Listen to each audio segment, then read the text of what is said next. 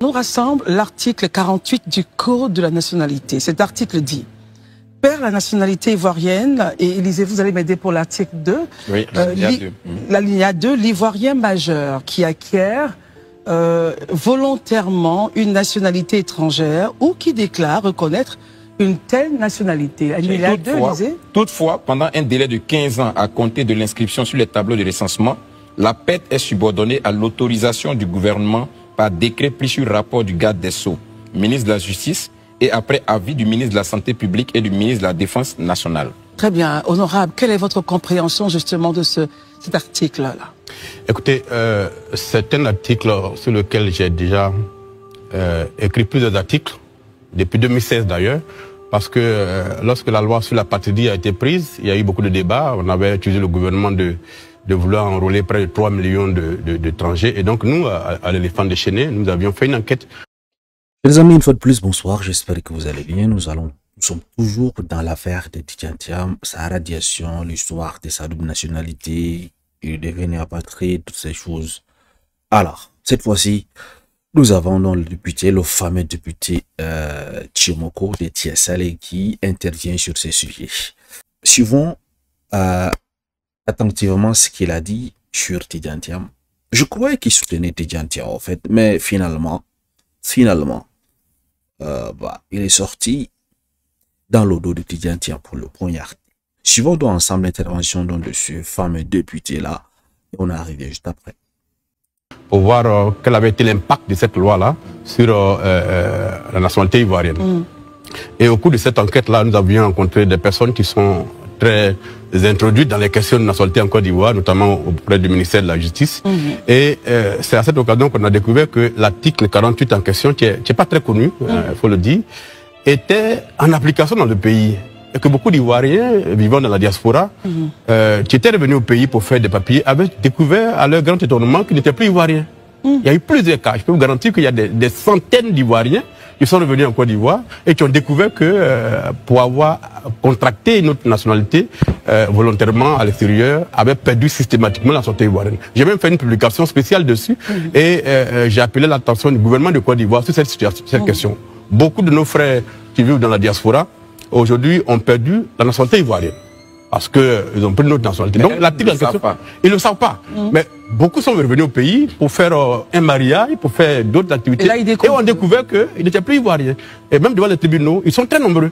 Et donc nous, on avait fait une enquête dessus, on avait publié un grand dossier dessus. Et on avait appelé le gouvernement à ce que cette loi-là soit réformée afin que nos frères ivoiriens qui doivent participer au développement du pays ne perdent pas leur nationalité. On commencera par vous, Barry. Question. Alors, honorable, aujourd'hui, on est dans un contexte électoral. On sait très bien ce que les interprétations de la loi ont apporté comme problème à la Côte d'Ivoire. Est-ce que vous ne pensez pas qu'au vu de tout ce qui s'est passé, l'article 48 en lui-même peut être problématique? En griffe, je vais poser le problème. Est-ce que vous pensez qu'il ne servira pas à éliminer un certain nombre de candidats, par exemple? Bon, on est dans un domaine politique où tout est possible. Parce que vous savez que dans le domaine politique, tous les miracles sont possibles. L'article 48, c'est une loi. Elle date des années 60. C'est une loi de notre République. Elle n'a jamais été abrogée. Elle n'a jamais été réformée. Et donc, des circonstances arrivent où parfois on doit les appliquer. Ce qu'il faut éviter, d'ailleurs, l'alinéa 2 dont beaucoup parlent, on avait trouvé des experts là-dessus, qui avaient dit que l'alinéa 2 était inopérant à partir du moment où l'appel sur le drapeau n'a plus lieu en Côte d'Ivoire. Le service civique. Le service civique. Et donc, cette alinéa-là est totalement caduque. Et par conséquent, c'est le premier qui tient. Donc, le deuxième, on ne le prend plus en compte. Et donc, l'article 48 aujourd'hui est opposé à M. Thiam. Puisque il est clair qu'il a contracté notre nationalité. Et donc, par conséquent, en application de cette loi-là, il perd la nationalité ivoirienne.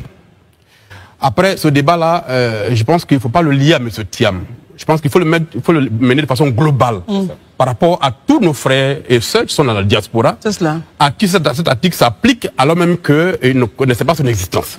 Et donc, il faut laisser le Conseil constitutionnel qui déjà, me semble-t-il, avait déjà tranché cette question sur d'autres cas, prendre sa décision et en ce moment-là, tout le monde pourra s'allier là-dessus. Élysée, question ou commentaire? Oui, c'est vrai qu'on a lu tout à l'heure, mais monsieur le député, mais vous êtes d'accord avec moi que tout le monde n'a pas forcément une connaissance juridique. Tous ces Ivoiriens qui nous suivent aujourd'hui, même au-delà de la frontière ivoirienne, qui nous suivent, est-ce que vous pouvez, en des thèmes plus simples, leur expliquer ce que dit en réalité cette loi-là? En des thèmes vraiment assez basiques, pour qu'on soit tous au même niveau d'information. Bon, rapidement, je vais vous le schématiser. Dans les années 70, le président Faure-Boigny avait voulu introduire la double nationalité en Côte d'Ivoire.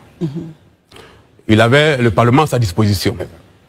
Un Parlement monocolore, absolument tous PDCI. Mais les Ivoiriens, à travers leur Assemblée nationale, avaient rejeté la notion de double nationalité. Donc la Côte d'Ivoire est un pays qui ne reconnaît pas la double nationalité. Justement, cette loi de 64, c'est elle qu'il faut voulait réformer en introduisant la double nationalité. Et comme il avait été mis en minorité devant son propre Parlement, et donc il a abandonné ce projet. Donc la loi est demeurée en vigueur. Cette loi dit que l'Ivoirien majeur, qui donc de façon consciente accepte une autre nationalité qui n'est pas celle de la Côte d'Ivoire, perd automatiquement la nationalité ivoirienne. C'est ce que le texte dit clairement. Là-dessus, il n'y a plus de débat. Voilà, chers amis, vous venez donc de suivre l'intervention du député Saleh Tiemoko, après dans la sortie de Maurice Koumou également, qui avait flashé dans Tidjane Thiam. Finalement, il y a une chose que moi j'ai remarqué, depuis sa radiation, je ne vois personne s'allier à ses côtés en fait. Je me demande qu'est-ce qui se passe. Pourquoi finalement tout ce beau monde retourne sa veste contre Tidjane Thiam? Qu'est-ce qui se passe? Donc en fait, pour résumer ce qu'il a dit et apporter un peu d'éclaircissement sur cette histoire de radiation, de double nationalité, en fait, nous avons deux concepts en fait. L'aspect juridique de la chose et l'aspect politique qu'il ne faut pas négliger également. Parlant donc de l'aspect juridique, nous sommes tous d'accord que Tidjane Thiam a de la double nationalité. Et puis c'est tout récemment qu'il a donc délaissé la nationalité française qu'il avait acquise et sa majorité, donc officiellement en fait, parce que ses avocats disent le contraire. Et selon toujours l'aspect juridique, il ne peut pas figurer sur la liste électorale. Selon la loi 48 qui a été écrite en 1965 par le président Houphouët-Boigny, en fait, par le Parlement. Donc, autant du fait, les députés ivoiriens, malgré que l'Assemblée nationale était à majoritaire PDC, dont le parti au pouvoir d'antan, mais malgré cela, ils ont refusé de faire passer donc cette loi qui pour intégrer, n'est-ce pas, la double nationalité. Donc le problème vient de loin, ce n'est pas aujourd'hui.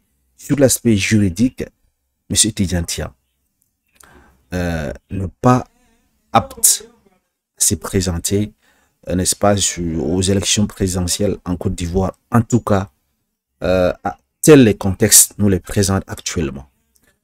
Maintenant, il y a un aspect politique de la chose. C'est ça qui complique en fait la chose. Est-ce que, de par ces articles 48, de par ces articles donc de l'année 2, année 1, est-ce que le parti au pouvoir, je fais allusion au RHDP, n'utilise pas donc cet article-là de la Constitution pour appuyer au fait et écarter Tidjane Thiam de la course?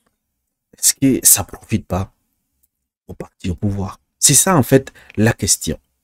Maintenant, les sorties de Maurice Koumou, de Saleh Tiemoko, toutes ces choses, parlant de l'aspect juridique, ils ont raison.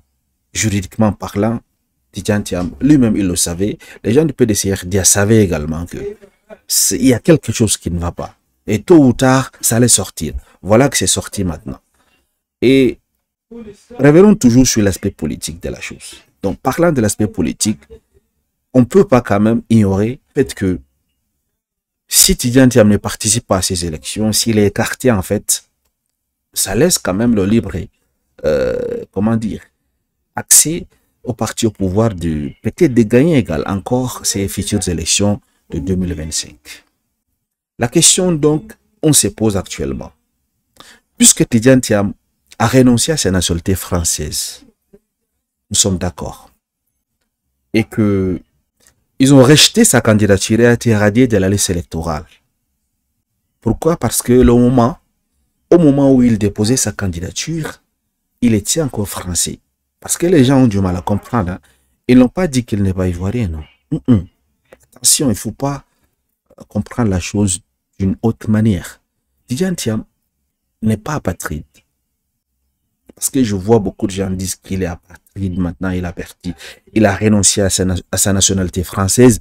Et puis, on lui a retiré, on ne l'a pas retiré sa nationalité ivoirienne. On l'a radié sur la liste électorale. Pourquoi?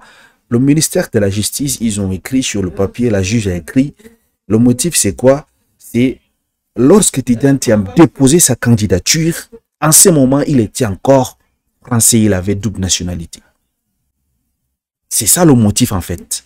Donc actuellement, la question que je me pose, puisque il a déjà renoncé à sa nationalité française et il est uniquement et purement ivoirien, si aujourd'hui il décide encore de refaire ce parcours, ce processus de déposer encore un autre dossier, vont-ils donc rejeter ou bien non?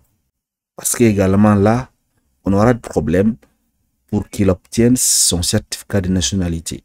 Parce que sans certificat de nationalité, il serait compliqué pour lui encore de pouvoir déposer le dossier au fait qui démontrera qu'il est exclusivement ivoirien. C'est là alors le problème. Ou bien faut-il que Tidjane Thiam, pour ses futures élections d'octobre 2025, comme a dit Valérie Yapo, qu'il faut qu'ils se réunissent pour trouver notre candidat, afin, n'est-ce pas, de mettre à la tête du PDC-RDA. Et c'est ce candidat qui va nous présenter, qui va représenter le PDC-RDA aux futures élections de 2025. Et si c'est le cas, en dehors de Tidjane Thiam, quelle autre personne serait-il apte à présider le PDC-RDA et à affronter Alassane Ouattara, Laurent Gbagbo et les autres, si leur nom figure encore sur les électeurs en 2025? Qui est donc ce candidat potentiel que le PDC-RDA peut mettre à la place de Tidjane Thiam afin qu'il puisse remporter ces futures élections de 2025? Y a-t-il une personne que vous voyez? Dites-moi en commentaire. Voilà, dites-moi qu'en pensez-vous donc de la sortie de ces députés, Thiomoko? Parce que je rappelle également, il a créé un mouvement politique. Peut-être, puisque maintenant il est déjà un acteur politique, il a déjà son propre parti politique. Il ne peut plus donc jeter des fleurs ou défendre Tidjane Thiam. Puisque plus on élimine les fameux ennemis, parce que moi je dirais, si tu as ton parti politique, j'ai un parti politique, tu es mon ennemi en fait. Puisque nous tous, nous cherchons à briguer la magistrature suprême. Du coup, je comprends pourquoi maintenant il a changé un peu sa façon de parler de Tidjane Thiam. Parce qu'avant, il soutenait bien Tidjane Thiam. Maintenant, il a changé. Dites-moi qu'en pensez-vous donc de sa sortie. Chers amis, excellente soirée à vous. À très bientôt.